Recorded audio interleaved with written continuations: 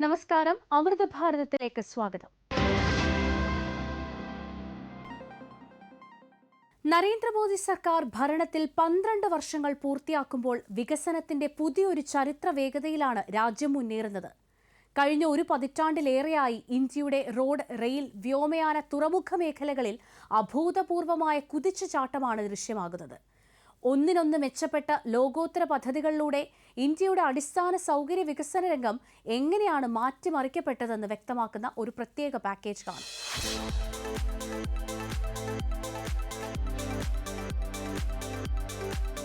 ഒരു രാജ്യം ആഗോള സാമ്പത്തിക ശക്തിയായി വളരണമെങ്കിൽ അവിടുത്തെ യാത്രാ ഗതാഗത സൗകര്യങ്ങൾ ഏറ്റവും മികച്ചതാകണം. പ്രധാനമന്ത്രി നരേന്ദ്രമോദിയുടെ ദീർഘവീക്ഷണത്തോടെയുള്ള പദ്ധതികളിലൂടെ കഴിഞ്ഞ 12 വർഷത്തിനിടെ ഇന്ത്യയുടെ അടിസ്ഥാന സൗകര്യ മേഖലയിൽ വലിയൊരു വിപ്ലവമാണ് ദൃശ്യമാകുന്നത്. 1/4 നൂറ്റാണ്ട് കൊണ്ട് നടക്കേണ്ട വികസനമാണ് വെറും ഒരു പതിറ്റാണ്ട് കൊണ്ട് രാജ്യം കൈവരിച്ചത്. ഇന്ന് ലോകത്തിലെ ഏറ്റവും വലിയ രണ്ടാമത്തെ റോഡ് ശൃംഖലയായി ഭാരതം മാറിക്കഴിഞ്ഞു. കഴിഞ്ഞ 12 വർഷത്തിനിടെ മാത്രം 57,000 കിലോമീറ്ററിലധികം ദേശീയ പാതകളും നിരവധി അന്താരാഷ്ട്ര നിലവാരത്തിലുള്ള എക്സ്പ്രസ് വേകളുമാണ് രാജ്യം യുദ്ധകാലാടിസ്ഥാനത്തിൽ നിർമ്മിച്ചത്. ഇന്ത്യൻ എഞ്ചിനീയറിംഗിന്റെ കരുത്ത് ലോകത്തിനു മുന്നിൽ വിളിച്ചോതുന്ന അത്ഭുത നിർമ്മിതികളാണ് ഈ കാലയളവിൽ യാഥാർത്ഥ്യമായത്. ഹിമാചലിലെ മഞ്ഞുമലകളെ തുരന്ന് നിർമ്മിച്ച ലോകത്തിലെ ഏറ്റവും നീളം കൂടിയ ഹൈവേ തുരങ്കമായ അടൽ ടണൽ, ജമ്മു കാശ്മീരിൽ ചെനാബ് നദിക്ക് കുറുകെ നിർമ്മിച്ച ലോകത്തിലെ ഏറ്റവും ഉയരം കൂടിയ റെയിൽവേ പാലം, ഗുജറാത്തിൽ ദ്വാരകയെ ബന്ധിപ്പിക്കുന്ന ഇന്ത്യയിലെ ഏറ്റവും നീളം കൂടിയ കേബിൾ പാലമായ സുദർശൻ സേതു എന്നിവ വികസനത്തിന്റെ പുതിയ കഥകൾ എഴുതുന്നു. ഇതിനൊപ്പം ഡൽഹി ഡെറാഡൂൺ എക്സ്പ്രസ് വേ, ഗംഗ എക്സ്പ്രസ് വേ തുടങ്ങിയ പദ്ധതികൾ നഗരങ്ങൾ തമ്മിലുള്ള ദൂരം മണിക്കൂറുകളാക്കി ചുരുക്കി. വ്യോമയാന മേഖലയിലും സാധാരണക്കാർക്ക് കുറഞ്ഞ ചെലവിൽ യാത്ര ചെയ്യാൻ പാകത്തിൽ വലിയ വിപ്ലവമാണുണ്ടായത്. 2014 രാജ്യത്ത് വെറും 74 വിമാനത്താവളങ്ങൾ മാത്രമാണ് സജീവമായിരുന്നതെങ്കിൽ ഇന്നത് 160 ഉയർന്നു കഴിഞ്ഞു. കേന്ദ്ര സർക്കാരിന്റെ ഉഡാൻ പദ്ധതി വഴി സാധാരണക്കാരായ ജനങ്ങൾക്കും ഇന്ന് വിമാനയാത്ര ഒരു യാഥാർത്ഥ്യമായി മാറി. രാജ്യത്തിന്റെ വിദൂര പ്രദേശങ്ങളെ പോലും ഇന്ന് വ്യോമയാന ഭൂപടത്തിൽ ഉൾപ്പെടുത്തിയിട്ടുണ്ട്. കൂടാതെ നോയിഡയിലെ ജേവർ, നവി മുംബൈ തുടങ്ങിയ 24 പുതിയ ഗ്രീൻഫീൽഡ് വിമാനത്താവളങ്ങൾക്ക് അനുമതി നൽകിയതിൽ 13 എണ്ണവും ഇതിനകം സജീവമായി കഴിഞ്ഞു. ഇത് വലിയ മെട്രോ നഗരങ്ങളിലെ യാത്രാത്തിരക്ക് കുറയ്ക്കാൻ സഹായിക്കുന്നു. ബുള്ളറ്റിനേക്കാൾ വേഗതയിലാണ് ഇന്ത്യൻ റെയിൽവേ ഇന്ന് മുന്നോട്ട് കുതിക്കുന്നത്. 2026 മാർച്ചോടെ രാജ്യത്തെ ബ്രോഡ്ഗേജ് റെയിൽവേ ശൃംഖലയുടെ 99.6% വൈദ്യുതീകരിച്ചു കഴിഞ്ഞു. 55,000 കിലോമീറ്ററിലധികം റെയിൽവേ ട്രാക്കുകളാണ് ഈ കാലയളവിൽ മാത്രം നവീകരിച്ചത്. ഇന്ത്യയിൽ തന്നെ നിർമ്മിച്ച semi high speed ട്രെയിനുകളായ Vande Bharat express, നമോ ഭാരത്, അമൃത് ഭാരത് ട്രെയിനുകൾ സാധാരണക്കാരുടെ യാത്ര കൂടുതൽ സുഖകരവും സുരക്ഷിതവുമാക്കി മാറ്റി. ഇതിനൊപ്പം രാജ്യം കാത്തിരിക്കുന്ന മുംബൈ അഹമ്മദാബാദ് ബുള്ളറ്റ് ട്രെയിൻ പദ്ധതിയും അതിവേഗം പുരോഗമിക്കുകയാണ്. ബ്രഹ്മപുത്ര നദിയിലെ ബോഗിബീൽ പാലം, മണിപ്പൂരിലെ ലോകത്തിലെ ഏറ്റവും ഉയരം കൂടിയ പിയർ ബ്രിഡ്ജ്, മിസോറാമിലെ റെയിൽവേ ലൈനുകൾ എന്നിവ വഴി ഇന്ത്യയുടെ വടക്ക് കിഴക്കൻ സംസ്ഥാനങ്ങളെ മുഴുവൻ ഇന്ത്യൻ റെയിൽ ശൃംഖലയുമായി ബന്ധിപ്പിക്കാൻ മോദി സർക്കാരിന് സാധിച്ചു. തുറമുഖങ്ങളുടെ വികസനത്തിലൂടെ രാജ്യത്തിന്റെ സാമ്പത്തിക അടിത്തറ ശക്തമാക്കാൻ 2015 തുടങ്ങിയ സാഗർമാല പദ്ധതി വലിയ വിജയമായി. ഇതിലൂടെ തീരദേശ കപ്പൽ ഗതാഗതത്തിൽ 118%, ഉൾനാടൻ ജലഗതാഗത ചരക്ക് നീക്കത്തിൽ 700% വൻ വർധനവാണ് രേഖപ്പെടുത്തിയത്. ഇത് റോഡുകളിലെയും റെയിലുകളിലെയും ചരക്ക് നീക്കത്തിന്റെ സമ്മർദ്ദം വൻതോതിൽ കുറച്ചു. ഈ വലിയ വികസന പദ്ധതികളെല്ലാം പരസ്പരം ഏകോപിപ്പിക്കുന്നതിനും സമയനഷ്ടം ഒഴിവാക്കുന്നതിനുമായി 2021 ഒക്ടോബറിൽ സർക്കാർ PM Gati Shakti national master plan ആരംഭിച്ചു. 16ലധികം മന്ത്രാലയങ്ങളെ ഒരൊറ്റ ഡിജിറ്റൽ പ്ലാറ്റ്ഫോമിൽ എത്തിച്ച ഈ പദ്ധതിയും പ്രധാനമന്ത്രിയുടെ നേരിട്ടുള്ള മേൽനോട്ടത്തിലുള്ള പ്രഗതി പ്ലാറ്റ്ഫോമും വഴി 85 ലക്ഷം കോടി രൂപയുടെ പദ്ധതികൾക്കാണ് വേഗത കൂട്ടാൻ സാധിച്ചത്. സബ്കാ സാത്ത്, സബ്കാ വികാസ്, സബ്കാ വിശ്വാസ് എന്ന ലക്ഷ്യത്തോടെ കഴിഞ്ഞ 12 വർഷമായി അടിസ്ഥാന സൗകര്യ മേഖലയിലുണ്ടായ ഈ അഭൂതപൂർവമായ പുരോഗതി ഭാരതത്തെ ലോകത്തിന്റെ നെറുകയിലെത്തിക്കുക മാത്രമല്ല, ആഗോള സാമ്പത്തിക മഹാശക്തിയായി മാറ്റുന്നതിലും നിർണായക പങ്ക് വഹിക്കുന്നു. ഈ വൻ വികസനം കേവലം നഗരങ്ങളിൽ ഒതുങ്ങുന്നതല്ല, മറിച്ച് അതിന്റെ ഗുണഫലങ്ങൾ രാജ്യത്തെ ഏറ്റവും സാധാരണക്കാരനായ പൗരനിലേക്കും നേരിട്ടെത്തുന്നുണ്ട്. രാഷ്ട്രം പ്രഥമം എന്ന മന്ത്രവുമായി കേന്ദ്ര സർക്കാർ മുന്നോട്ടു പോകുമ്പോൾ വികസനത്തിന്റെ യഥാർത്ഥ ഗുണഫലങ്ങൾ രാജ്യത്തെ സാധാരണക്കാരിലേക്ക് എത്തിക്കാൻ സാധിച്ചിട്ടുണ്ട്. പാർശ്വവൽക്കരിക്കപ്പെട്ടവരെയും പാവപ്പെട്ടവരെയും സ്വയം പര്യാപ്തരാക്കുക എന്ന ലക്ഷ്യത്തോടെ കേന്ദ്ര സർക്കാർ കൈക്കൊണ്ട വിപ്ലവകരമായ ക്ഷേമ പദ്ധതികളെക്കുറിച്ച് നമുക്ക് കൂടുതൽ അറിയാം. लेकिन 2014 के बाद जब मैं गरीब का बेटा प्रधानमंत्री हुआ तो गरीबी के नाम पर चल रही ये इंडस्ट्री ठप हो गई. मैं गरीबी से निकलकर यहां पहुंचा हूं, इसलिए मुझे पता है कि गरीबी से लड़ाई कैसे लड़ी जाती है. हमारी सरकार ने गरीबी के खिलाफ लड़ाई अभियान शुरू किया, हर दिशा में काम शुरू किया. तो परिणाम ये आया कि पिछले 10 वर्षों में 25 करोड़ लोग गरीबी से बाहर आ गए. പ്രധാനമന്ത്രി നരേന്ദ്രമോദിയുടെ ഈ വാക്കുകളാണ് കഴിഞ്ഞ 12 വർഷത്തെ ഭരണത്തിന്റെ അടിത്തറ. ദാരിദ്ര്യ നിർമ്മാർജ്ജനം എന്നത് കേവലം ഒരു മുദ്രാവാക്യമായി അവശേഷിച്ച പതിറ്റാണ്ടുകൾക്ക് വിരാമമിട്ട് അത് യാഥാർത്ഥ്യമാക്കുകയാണ് മോദി സർക്കാർ ചെയ്തത്. കഴിഞ്ഞ 12 വർഷത്തിനിടെ രാജ്യത്തെ ഗ്രാമീണ ദാരിദ്ര്യ നിരക്ക് 26% നിന്ന് 5%ത്തിലേക്ക് കുത്തനെ കുറയ്ക്കാൻ സർക്കാരിന് സാധിച്ചു. അതായത് 25 കോടിയിലധികം ജനങ്ങളെയാണ് രാജ്യം ദാരിദ്ര്യത്തിൽ നിന്നും വിജയകരമായി കരകയറ്റിയത്.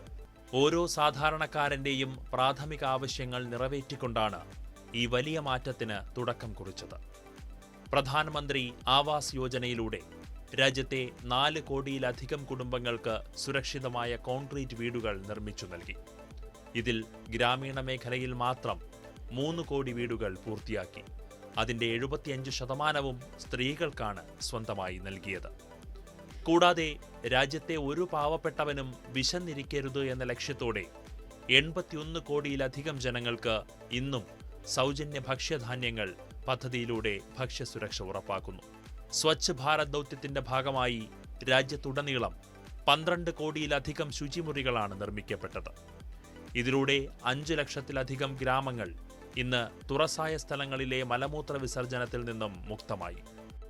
സ്ത്രീകളുടെ ആരോഗ്യം മുൻനിർത്തി PM ഉജ്ജ്വല യോജനയിലൂടെ 10 കോടിയിലധികം സൗജന്യ LPG കണക്ഷനുകളാണ് വിതരണം ചെയ്തത്. സാമ്പത്തിക രംഗത്ത് വലിയ മാറ്റമുണ്ടാക്കിക്കൊണ്ട് 58 കോടിയിലധികം ജനങ്ങളെയാണ് ലോകത്തെ ഏറ്റവും വലിയ സാമ്പത്തിക ഉൾപ്പെടുത്തൽ പദ്ധതിയായ ജൻധൻ യോജന വഴി ബാങ്കിംഗ് ശൃംഖലയുമായി ബന്ധിപ്പിച്ചത്. ജൻധൻ ആധാർ മൊബൈൽ ത്രിത്വത്തിലൂടെ 51 ലക്ഷം കോടിയിലധികം രൂപയാണ് ഇടനിലക്കാരില്ലാതെ നേരിട്ട് പാവപ്പെട്ടവരുടെ അക്കൗണ്ടുകളിലേക്ക് എത്തിച്ചത്. പാവപ്പെട്ടവർക്ക് സ്വയം തൊഴിൽ കണ്ടെത്താൻ മുദ്രാ യോജനയിലൂടെ 57 കോടിയിലധികം ഈടുരഹിത വായ്പകൾ നൽകി. വഴിയോര കച്ചവടക്കാരെ പലിശക്കാരുടെ ചൂഷണത്തിൽ നിന്നും രക്ഷിക്കാൻ കൊണ്ടുവന്ന PM സ്വനിധി യോജന വഴി 74 ലക്ഷത്തിലധികം പേർക്ക് 17,000 കോടിയുടെ വായ്പ ലഭ്യമാക്കി. ഗ്രാമീണ സ്ത്രീകളുടെ സാമ്പത്തിക സ്വാതന്ത്ര്യം ഉറപ്പാക്കുന്ന ലഖ്പതി ദീദി പദ്ധതിയിലൂടെ ഇതുവരെ 3 കോടിയിലധികം സ്ത്രീകളെ ലക്ഷപ്രഭുക്കളാക്കാൻ സാധിച്ചു. സബ്കാ സാഥ് സബ്കാ വികാസ് എന്ന ദൃഢനിശ്ചയത്തോടെ കഴിഞ്ഞ 12 വർഷമായി നടപ്പിലാക്കി വരുന്ന ഈ ക്ഷേമ പദ്ധതികൾ 2047 വികസിത ഭാരതം എന്ന ലക്ഷ്യം കൈവരിക്കാനുള്ള രാജ്യത്തിന്റെ പ്രയാണത്തിൽ ഏറ്റവും വലിയ ഊർജമാണെന്നതിൽ സംശയമില്ല. സാധാരണക്കാരുടെ ജീവിത നിലവാരം ഉയർത്തുന്നതിനൊപ്പം തന്നെ രാജ്യത്തിന്റെ ഭാവി തലമുറയെ ആഗോളതലത്തിൽ മത്സരസജ്ജരാക്കുക എന്നതും വികസിത ഭാരതത്തിലേക്കുള്ള യാത്രയിൽ അനിവാര്യമാണ്. കഴിഞ്ഞ 12 വർഷങ്ങൾക്കിടെ ഇന്ത്യയുടെ വിദ്യാഭ്യാസ നൈപുണ്യ വികസന മേഖലകളിലുണ്ടായ മാറ്റങ്ങൾ വിപ്ലവകരമാണ്. പുതിയ ദേശീയ വിദ്യാഭ്യാസ നയം മുതൽ ലോകോത്തര ഉന്നത വിദ്യാഭ്യാസ സ്ഥാപനങ്ങളുടെ ശൃംഖലയും യുവാക്കൾക്കായുള്ള നൈപുണ്യ വികസന പദ്ധതികളും രാജ്യത്തിന്റെ മുഖച്ഛായ മാറ്റുന്നു. കാണാം പ്രത്യേക റിപ്പോർട്ട്. 2047ഓടെ ഇന്ത്യയെ ഒരു വികസിത രാഷ്ട്രമാക്കുക എന്ന ലക്ഷ്യത്തിൽ ഏറ്റവും നിർണായകം രാജ്യത്തെ യുവതലമുറയാണ്.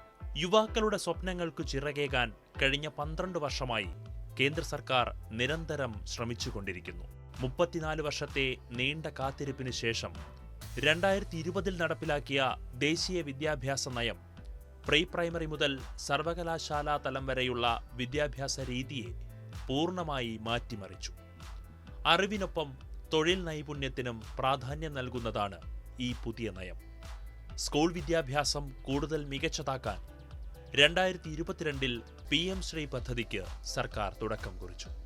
ഇതിലൂടെ രാജ്യത്തുടനീളമുള്ള 14,500-ലധികം സ്കൂളുകളാണ് അത്യാധുനിക സൗകര്യങ്ങളോടെ അന്താരാഷ്ട്ര നിലവാരത്തിലേക്ക് ഉയർന്നത്. ഉന്നത വിദ്യാഭ്യാസ രംഗത്ത് ആഗോള സർവകലാശാലകൾക്ക് ഇന്ത്യയിൽ ക്യാമ്പസുകൾ തുടങ്ങാൻ അനുമതി നൽകിയതോടെ ഇന്ത്യൻ വിദ്യാർത്ഥികൾക്ക് സ്വന്തം നാട്ടിൽ തന്നെ കുറഞ്ഞ ചെലവിൽ ലോകോത്തര വിദ്യാഭ്യാസം ഇനി ലഭ്യമാകും. കഴിഞ്ഞ 12 വർഷത്തിനിടെ രാജ്യത്തെ ഉന്നത വിദ്യാഭ്യാസ സ്ഥാപനങ്ങളുടെ എണ്ണത്തിൽ 35% വൻ വർധനയാണുണ്ടായത്. 2014 760 സർവകലാശാലകളുടെ എണ്ണം ഇന്ന് 1338 ഉയർന്നു. IIT-കളുടെ എണ്ണം 16 നിന്ന് 23 IIM-കളുടെ എണ്ണം 13 നിന്ന് 21 വർദ്ധിച്ചു. ആഗോള QS വേൾഡ് യൂണിവേഴ്സിറ്റി റാങ്കിങ്ങിൽ 2014 വെറും 11 ഇന്ത്യൻ സ്ഥാപനങ്ങൾ മാത്രമാണുണ്ടായിരുന്നതെങ്കിൽ ഇന്ന് 54 ഇന്ത്യൻ സ്ഥാപനങ്ങൾ ഈ പട്ടികയിൽ ഇടം പിടിച്ചു കഴിഞ്ഞു. രാജ്യത്തെ കോളേജുകളിലും സർവകലാശാലകളിലും ഗവേഷണ സംസ്കാരം വളർത്തിയെടുക്കാൻ കേന്ദ്ര സർക്കാർ മറ്റൊരു ചരിത്രപരമായ ചുവടുവെപ്പ് കൂടി നടത്തി. 2024 ഫെബ്രുവരിയിൽ അനുസന്ധാൻ നാഷണൽ റിസർച്ച് ഫൗണ്ടേഷൻ ഔദ്യോഗികമായി നിലവിൽ വന്നു. വൻകിട സ്ഥാപനങ്ങൾക്ക് മാത്രമല്ല, ചെറിയ നഗരങ്ങളിലെയും ഗ്രാമങ്ങളിലെയും ഗവേഷകർക്കും വ്യവസായ മേഖലകൾക്കും ആവശ്യമായ ഫണ്ടിങ്ങും നൂതന സൗകര്യങ്ങളും ഇതിലൂടെ ലഭ്യമാക്കുന്നുണ്ട്.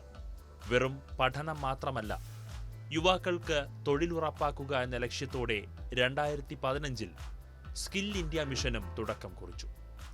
സ്കൂൾ തലത്തിൽ തന്നെ കുട്ടികളിൽ ശാസ്ത്രീയ ചിന്തയും നൂതന ആശയങ്ങളും വളർത്താൻ 2016 അഡൽട്ട് ടിങ്കറിംഗ് ലാബുകൾ സ്ഥാപിച്ചു.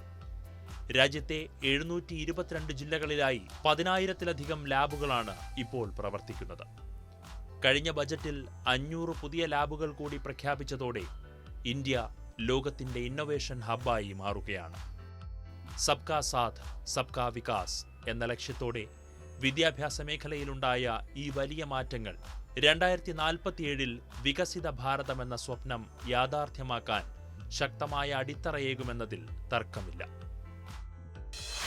ഇതേസമയം തന്നെ ഭൂമിശാസ്ത്രപരമായി കഠിനമായ വെല്ലുവിളികൾ നേരിടുന്ന അതിർത്തി മേഖലകളെയും ചേർത്ത് നിർത്താൻ ഇന്ന് ഭാരതത്തിന് സാധിക്കുന്നുണ്ട്. ഉദാഹരണത്തിന് മഞ്ഞുകാലത്ത് കനത്ത മഞ്ഞുവീഴ്ചയെ തുടർന്ന് 6 മാസത്തോളം ബാഹ്യലോകവുമായി പൂർണ്ണമായി ഒറ്റപ്പെട്ടു പോകുന്ന ലഡാക്ക് ഇനി ആ നാളുകൾ ചരിത്രമാകാൻ പോവുകയാണ്.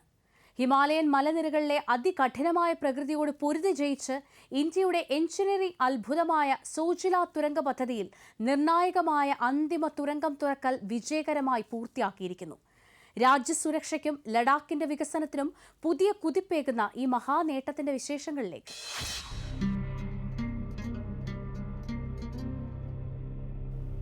തണുത്തുറഞ്ഞ ഹിമാലയൻ മലനിരകൾ, ശീതകാലത്ത് 6 മാസത്തോളം മഞ്ഞുവീഴ്ചയിൽ ബാഹ്യലോകവുമായി പൂർണ്ണമായും ഒറ്റപ്പെട്ടു പോകുന്ന ലഡാക്ക്.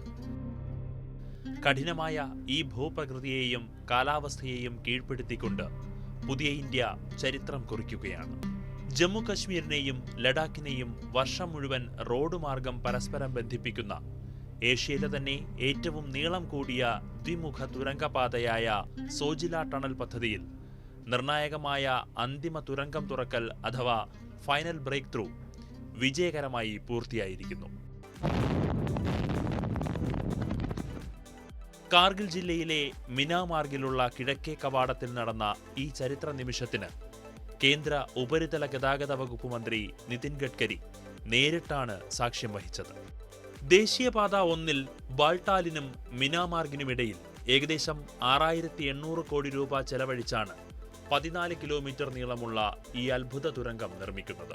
സമുദ്രനിരപ്പിൽ നിന്നും 2,900 മീറ്റർ മുതൽ 3,310 മീറ്റർ വരെ ഉയരത്തിൽ സ്ഥിതി ചെയ്യുന്ന സോജില പാത ലോകത്തിലെ തന്നെ ഏറ്റവും അപകടം പിടിച്ച യാത്രാ വഴികളിലൊന്നാണ്.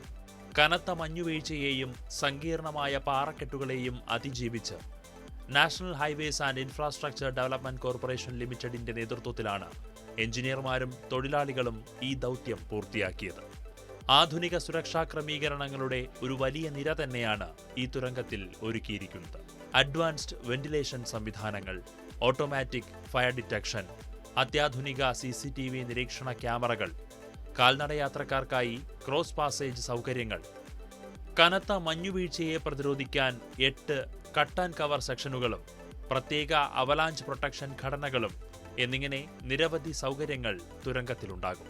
ഈ തുരങ്കം യാഥാർത്ഥ്യമാകുന്നതോടെ സോനാമാർഗിൽ നിന്ന് മിനാമാർഗിലേക്കുള്ള യാത്രാസമയം വെറും 30 മിനിറ്റായി ചുരുങ്ങും.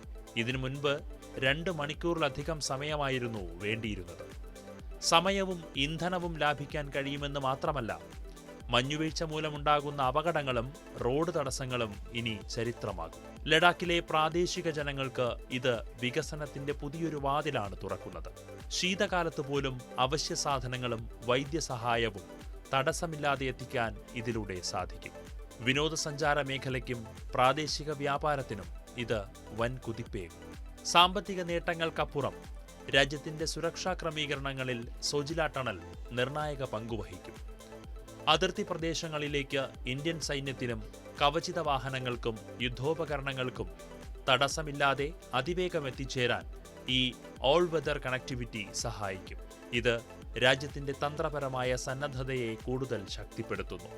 ജമ്മു കശ്മീരിലും ലഡാക്കിലുമായി ഏകദേശം 1.35 ലക്ഷം കോടി രൂപയുടെ ഹൈവേ വികസന പദ്ധതികളാണ് കേന്ദ്ര സർക്കാർ നടപ്പിലാക്കി വരുന്നത്. ഭൂമിശാസ്ത്രപരമായ വെല്ലുവിളികളെ വികസനത്തിനുള്ള അവസരങ്ങളാക്കി മാറ്റിക്കൊണ്ട് മുന്നേറുന്ന നവഭാരതത്തിന്റെ പ്രതീകമാണ് ഇന്ന് സോജില ടണൽ. ഹിമാലയൻ മലനിരകളെ തുരന്ന് വികസനത്തിന്റെ വെളിച്ചമെത്തിക്കുന്ന ഈ പദ്ധതി ഇന്ത്യയുടെ അടിസ്ഥാന സൗകര്യ വികസന ചരിത്രത്തിലെ സുവർണ അധ്യായമായി മാറുകയാണ്. അതിർത്തികളിലെ കാവൽ ശക്തമാക്കുന്നതിനൊപ്പം പ്രതിരോധ സാമഗ്രികളുടെ നിർമ്മാണത്തിൽ സ്വയം പര്യാപ്തത കൈവരിക്കുക എന്ന വലിയ ലക്ഷ്യത്തിലേക്കും രാജ്യം എത്തിച്ചേർന്നിരിക്കുന്നു. ഇന്ത്യൻ വ്യോമസേനയുടെ ചരിത്രത്തിലെയും ഭാരതത്തിന്റെ പ്രതിരോധ ഉൽപാദന രംഗത്തെയും ഏറ്റവും വലിയ നാഴികക്കല്ലിനാണ് ഗുജറാത്തിലെ വഡോദര സാക്ഷ്യം വഹിച്ചത്. മെയ്ക്ക് ഇൻ ഇന്ത്യ പദ്ധതിക്ക് കരുത്തു പകർന്ന് ടാറ്റ അഡ്വാൻസ് സിസ്റ്റംസും ആഗോള വിമാന നിർമ്മാതാക്കളായ എയർബസും സംയുക്തമായി ഇന്ത്യയിൽ നിർമ്മിച്ച ആദ്യത്തെ C-295 മിലിറ്ററി ട്രാൻസ്പോർട്ട് വിമാനം തങ്ങളുടെ കന്നി പരീക്ഷണ പറക്കൽ വിജയകരമായി പൂർത്തിയാക്കിയിരിക്കുന്നു.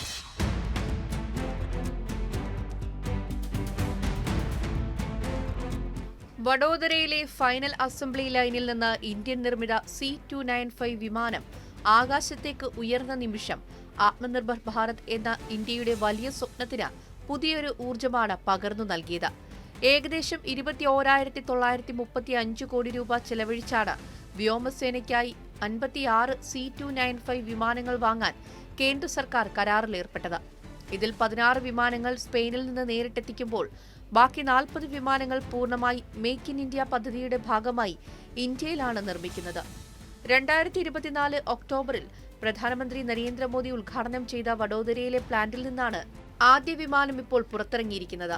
ഭാരതത്തിന്റെ ചരിത്രത്തിൽ ആദ്യമായാണ് ഒരു പൊതുമേഖലാ സ്ഥാപനത്തിന് പുറത്ത് ഒരു സ്വകാര്യ കമ്പനിയുടെ നേതൃത്വത്തിൽ ഒരു യുദ്ധവിമാനം രാജ്യത്ത് നിർമ്മിക്കപ്പെടുന്നത് എന്ന പ്രത്യേകതയും ഇതിനുണ്ട്.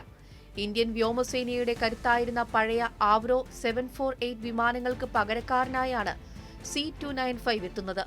ഒരിടത്തരം ടാക്ടിക്കൽ ഗതാഗത വിമാനമായ ഇതിന്റെ സവിശേഷതകൾ അതിശയകരമാണ്. ഒരേ സമയം 71 സൈനികരെയോ അല്ലെങ്കിൽ പൂർണ്ണസജ്ജരായ 50 പാരാ ട്രൂപ്പർമാരെയോ ഇതിന് വഹിക്കാൻ സാധിക്കും. കഠിനമായ ദുർഘട പാതകളിലും താൽക്കാലികമായി നിർമ്മിച്ച ചെറിയ റൺവേകളിലും സുരക്ഷിതമായി ലാൻഡ് ചെയ്യാനും ടേക്ക് ഓഫ് ചെയ്യാനുമുള്ള സവിശേഷതയും ഇതിലുണ്ട്. ദുരന്ത നിവാരണം, പരിക്കേറ്റവരെ മാറ്റൽ, അതിർത്തികളിലേക്കുള്ള അതിവേഗ സൈനിക നീക്കം എന്നിവയ്ക്ക് ഇത് ഏറെ അനുയോജ്യമാണ്.